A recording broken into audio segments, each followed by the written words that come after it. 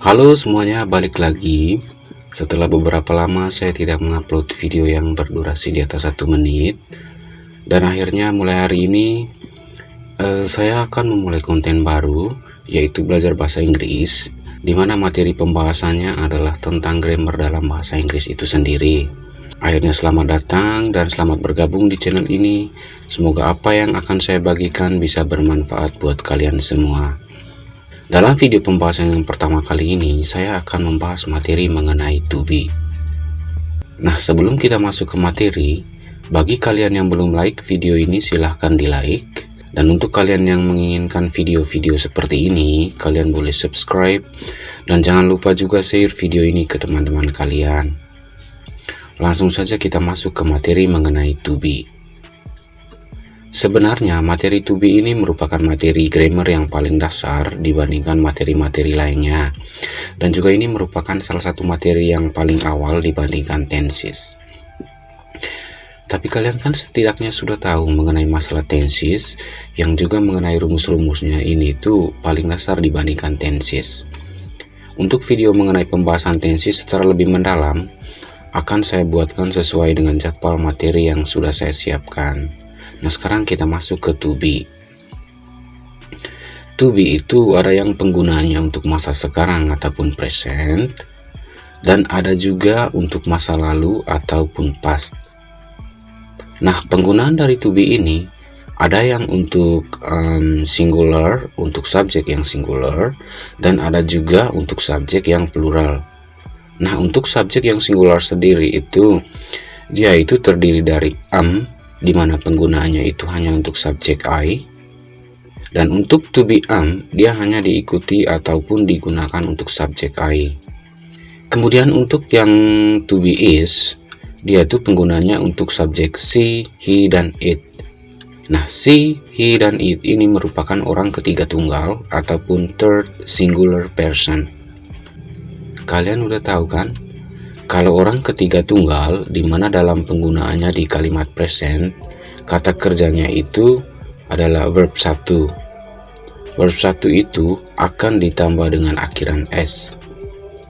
Nah, kita akan lihat nanti di contoh bagaimana sih penggunaan orang ketiga tunggal ini apabila menggunakan kata kerja bentuk pertama ataupun verb 1. Kemudian untuk to be dengan subjek yang plural ataupun jamak, dia menggunakan to be are, di mana are ini untuk subjek seperti you, baik itu you yang tunggal maupun jamak. Ingat, you itu bisa berarti kamu, bisa juga berarti kalian. Kemudian we, kemudian they. Selanjutnya adalah penggunaan to be dalam masa lampau ataupun past. Sama dengan present, dia ada yang digunakan untuk subjek yang tunggal ataupun singular, ada juga yang digunakan untuk subjek yang jamak ataupun plural. Nah, untuk singular kita hanya menggunakan to be was. Nah, to be was ini bisa untuk semua subjek yang tunggal, baik itu I, she, he, maupun it.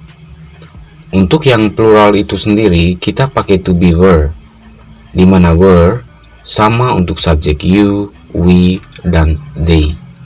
Nah, selanjutnya kita masuk ke penggunaan to be. Pertama, penggunaan to be yang diikuti oleh kata benda ataupun noun. Contohnya, my hobby is swimming. Ingat, kata swimming di sini itu bukan sebagai kata kerja ataupun verb. Dia itu sebagai kata benda. Dan ingat juga, kata kerja verb 1 yang diikuti dengan ing ataupun verb ing selalu berfungsi sebagai kata kerja dalam konteks continuous atau sedang berlangsung. Dan dia juga bisa sebagai kata benda. Jadi swimming di sini, berenang di sini bukan berarti berenang dalam hal yang dikerjakan, tetapi berenang dalam hal hobi. Itulah kenapa swimming di sini diartikan sebagai kata benda. Contoh yang kedua adalah there was a factory behind my house. Jadi ada sebuah pabrik di belakang rumah saya. Nah, ini penggunaan to be yang diikuti oleh kata benda. Jadi ada sebuah pabrik di belakang rumah saya. A factory behind my house ini adalah satu kesatuan yang merupakan kata benda ataupun noun. Kemudian penggunaan to be yang kedua adalah diikuti oleh kata sifat ataupun adjektif. Contohnya adalah yang pertama, my son is smart. Anak saya itu pintar. Nah, is di sini itu to be, smart itu adalah kata sifatnya ataupun adjektifnya. Contoh yang kedua adalah the glass is full. Is itu to be-nya, full itu kata sifatnya. Kemudian penggunaan to be yang ketiga itu diikuti oleh kata keterangan tempat ataupun adverb of place. Contoh yang pertama, Emilia is in Jakarta. Emilia itu berada di Jakarta. Setelah kata is, to be kita sambung atau kita ikutkan dengan kata keterangan tempat in Jakarta. Contoh yang kedua adalah you are in my heart. Setelah to be are, ingat are itu kan hanya untuk to be yang present, yang hanya bisa diikuti oleh subjek yang jamak seperti you, we, dan they. Ingat, you itu bisa berarti kamu dalam artian tunggal dan juga bisa berarti kalian dalam artian jamak. Tetapi dalam penggunaan to be-nya kita hanya melekatkannya dan memasangkannya dengan to be yang jamak. Selanjutnya ada the boxes are under the chairs. The boxes itu jamak, kemudian diikuti oleh to be jamak, dan under the chairs itu adalah kata keterangan tempat. Selanjutnya penggunaan to be yang keempat adalah diikuti oleh verb ing yang menyatakan sedang terjadi. Kalau di sini tadi kan verb ing itu sebagai kata benda. Sedangkan di sini verb ing itu benar-benar sebagai kata kerja karena dalam konteksnya adalah continuous tense. Ingat, continuous tense itu dia pasti menyatakan tengah berlangsung, dan verb ing, kata kerja yang ada ing di belakangnya itu menandakan kalau dia itu continuous atau sedang berlangsung. Contohnya adalah I was typing a letter. I, dia pakai to be yang lampau yaitu was, karena I itu tunggal. Kemudian typing itu adalah kata kerjanya atau verb ing-nya. I was typing a letter. Masih ada yang tahu apa rumus tenses ini? Ya, subject plus to be plus verb ing. Jadi ini adalah past continuous tense. Selanjutnya adalah I am looking at her. Saya sedang menatap dia. Berarti ini adalah dalam konteks kejadian sekarang ataupun dalam konteks kejadian yang present. Berarti dia pakai I, pasangannya adalah am.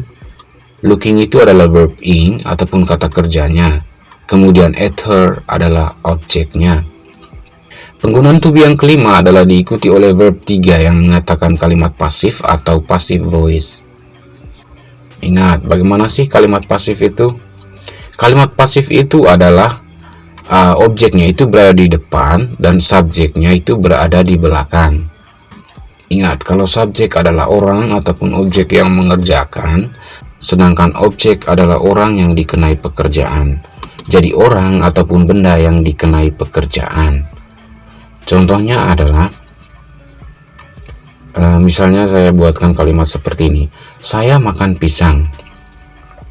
Subjeknya yang melakukan pekerjaan, yang makan kan saya, dan objeknya yang dikenai pekerjaan adalah pisang. Nah, kalau misalkan kita ubah ke kalimat pasif berarti pisang dimakan oleh saya. Jadi pisang objeknya itu ke depan dan subjeknya itu ke belakang. Pisang dimakan oleh saya. Tetapi saya tetap sebagai subjek dan pisang tetap sebagai objek, hanya saja urutannya itu dibalik. Biasanya kalimat pasif itu ciri-cirinya ada kata by atau kata oleh. Contohnya adalah this song is composed by him. Lagu ini dikompos ataupun dibuat oleh dia. Lihat, ini ciri-ciri dari kalimat pasif yang biasanya menggunakan kata by atau oleh. This song di sini merupakan objek. Ingat, kalau kalimat pasif objeknya itu ke depan dan subjeknya itu ke belakang. Nah, subjeknya him dan objeknya tetap this song. Jadi setelah to be diikuti dengan verb 3. Contoh yang kedua adalah his homework is done by his girlfriend. PR rumahnya itu telah selesai dikerjakan oleh pacar perempuannya. Ini juga dalam konteks kalimat pasif. Ingat, walaupun his homework berada di depan, dia tetap objek yang dikenai pekerjaan. Karena PR-nya itu telah selesai dikerjakan oleh pacarnya, berarti yang mengerjakan adalah tetap pacarnya. Jadi his girlfriend ini tetap sebagai subjek dan his homework tetap sebagai objek walaupun urutannya dibalik. Dan biasanya memang ciri-ciri dari kalimat pasif selain menggunakan by, dia pasti juga menggunakan yang namanya verb 3. Sekarang kita lanjut. Kita ambil contoh yang tadi. I was typing a letter. Untuk menganalisa jika ada kalimat seperti ini, I was typing a letter. Nah, I itu adalah subjeknya, was itu adalah to be-nya, typing adalah predikat atau kata kerjanya, kemudian a letter adalah objeknya. Jadi kalian udah tahu dong bagaimana cara membedakan subjek dan objek. Ingat, subjek itu adalah yang melakukan pekerjaan, sedangkan objek adalah yang dikenai pekerjaan. Contoh yang kedua, I'm looking at her. Saya sedang menatap dia. I adalah subjeknya, itu adalah to be-nya, looking itu adalah predikatnya ataupun kata kerjanya, at her adalah objeknya. Lalu contoh selanjutnya, this song is composed by him. This song adalah objeknya, is adalah to be-nya, compose adalah predikat atau kata kerjanya, dan by him di sini adalah subjeknya. Sekian dulu materi mengenai penggunaan to be. Nanti kita akan jumpa lagi di materi-materi selanjutnya. Kalau kalian suka dengan video ini, kalian bisa like, dan kemudian kalian bisa share video ini ke teman-teman kalian. Dan kalau ada yang ingin kalian tanyakan, kalian bisa langsung masuk ke kolom komen di bawah. Dan juga jangan lupa untuk subscribe YouTube channel ini. Thank you.